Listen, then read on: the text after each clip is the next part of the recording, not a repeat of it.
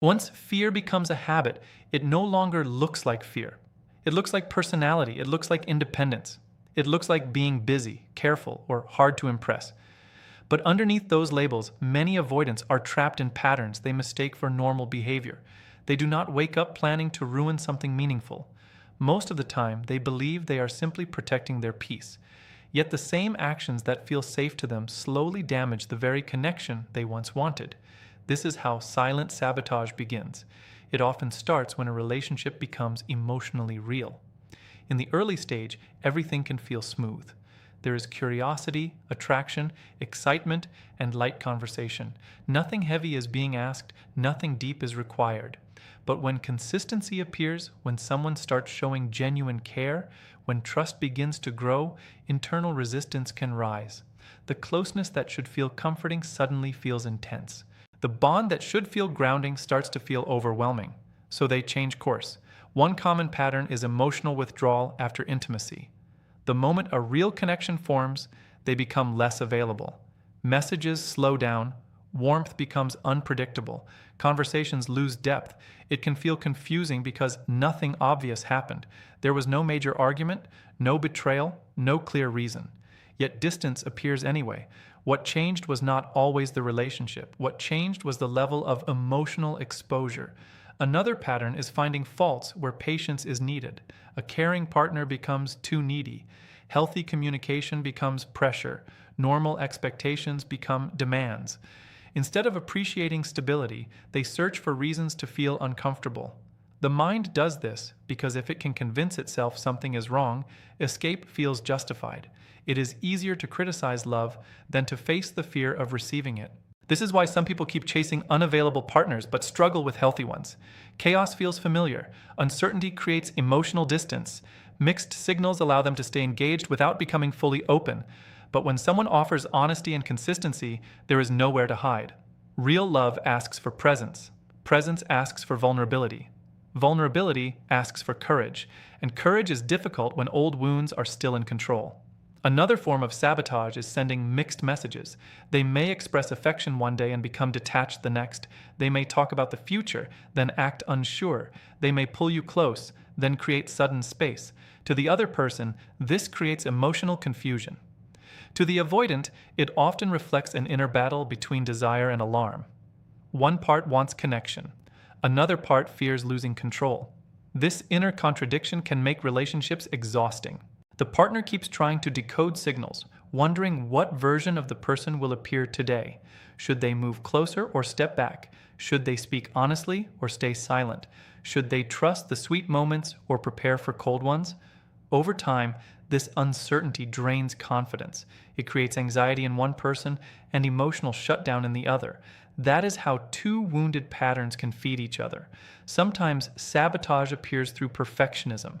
They may believe no one is ever quite right. Every person has too many flaws, asks for too much, moves too slowly, moves too fast, or lacks something undefined.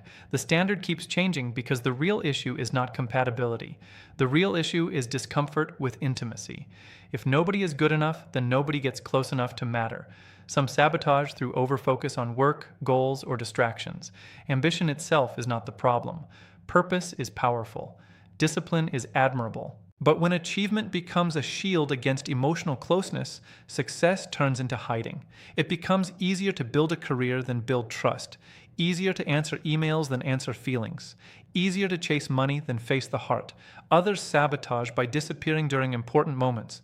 When conflict needs maturity, they vanish. When vulnerability is needed, they become unavailable. When reassurance could heal tension, silence takes over. This often comes from a nervous system that sees discomfort as danger. Instead of working through tension, they escape it. But avoiding discomfort does not create peace. It only delays pain and multiplies consequences. Every ignored conversation returns heavier. Every avoided truth grows louder. Every pushed away person leaves a lesson behind.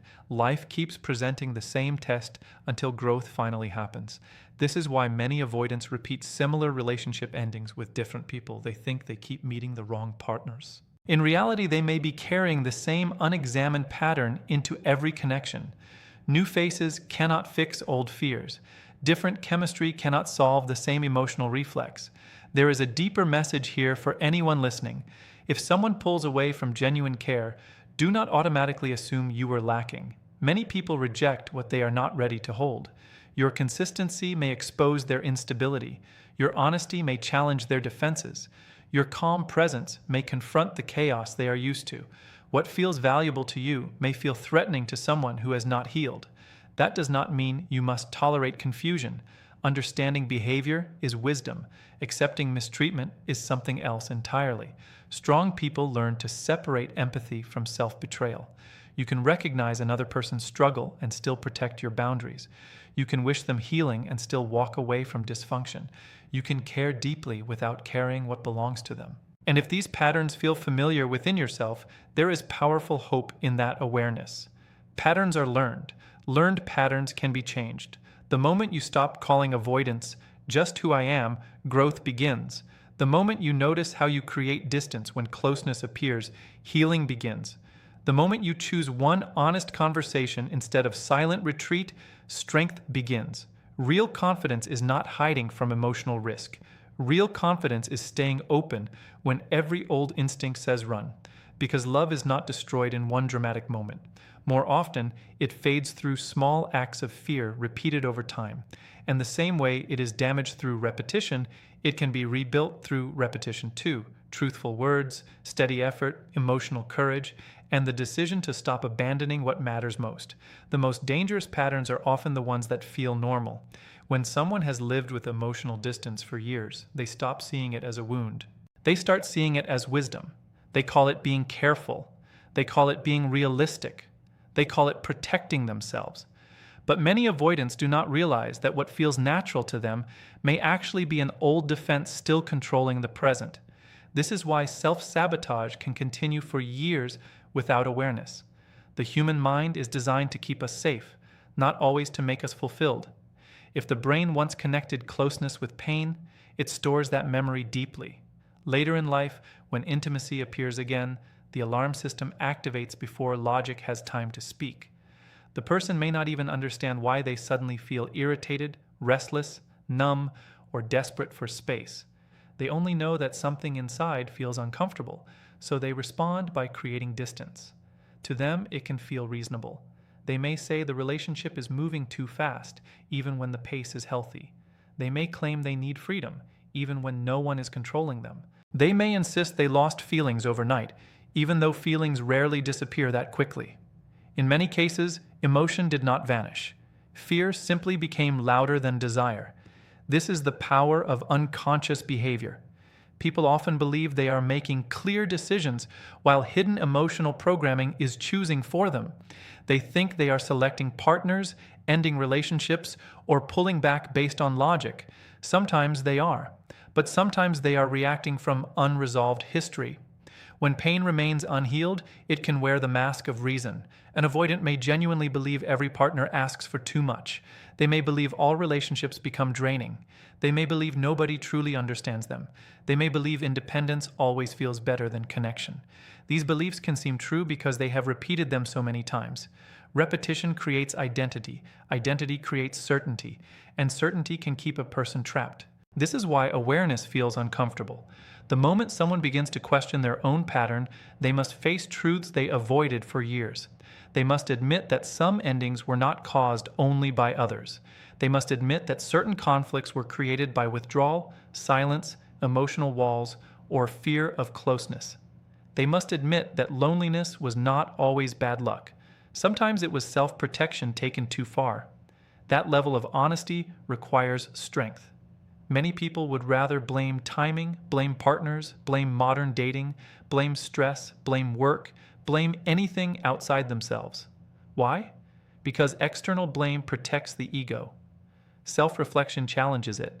Growth asks for responsibility, and responsibility can feel heavy before it feels freeing. But responsibility is where power lives. The moment a person says, "Maybe I am repeating something harmful," they regain control. The moment they recognize my reactions are not always facts, they open a new path. The moment they understand, my discomfort does not automatically mean danger. They begin to separate past pain from present reality. That is when healing becomes possible. Another reason avoidants fail to notice their sabotage is that emotional numbness can look like calmness. They may feel detached and think they are balanced. They may shut down and call it maturity. They may stop expressing needs and call it strength. Yet true peace is not the absence of feeling. Real peace is the ability to feel deeply without being ruled by fear. Silence is not always stability. Distance is not always wisdom. Control is not always confidence.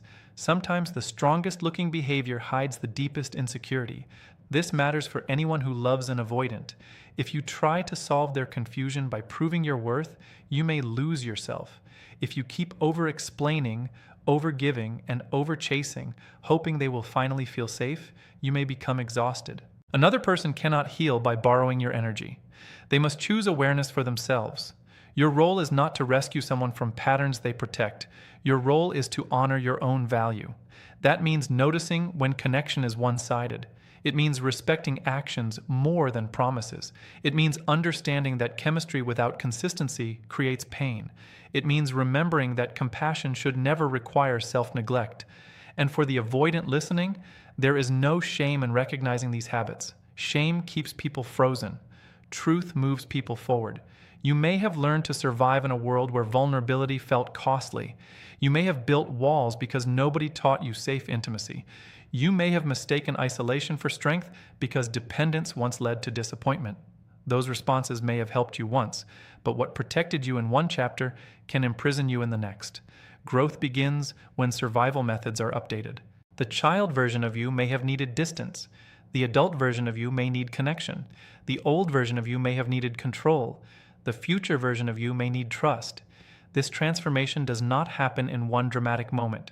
It happens through small, brave choices, staying present during difficult talks, naming emotions instead of hiding them, allowing support without suspicion, pausing before running, asking whether fear is speaking louder than truth, learning that closeness and danger are not the same thing. These steps seem simple, but they change lives. Because many people spend years trying to escape loneliness while protecting the very habits that create it. They want depth but avoid openness. They want loyalty but resist dependence. They want peace but keep obeying old alarms. Sooner or later, everyone must choose. Protect the wound or heal it. Repeat the cycle or break it. Stay emotionally unreachable or become available to the life you claim to want. The hardest prison to see is the one built inside the mind. But once it is seen, the door is no longer locked. Once a person can finally see the pattern, a new life becomes possible. Awareness is powerful, but awareness alone is not enough. Many people recognize what they do, yet continue repeating it because change feels unfamiliar. The mind often chooses familiar pain over unfamiliar peace. That is why healing requires more than understanding. It requires practice, discipline, and the courage to act differently when old instincts return. This is where real transformation begins. An avoidant does not become secure by finding the perfect partner. They become secure by building a different relationship with themselves. No amount of love from another person can replace inner work. A caring partner may support growth, but they cannot do the emotional labor on someone else's behalf.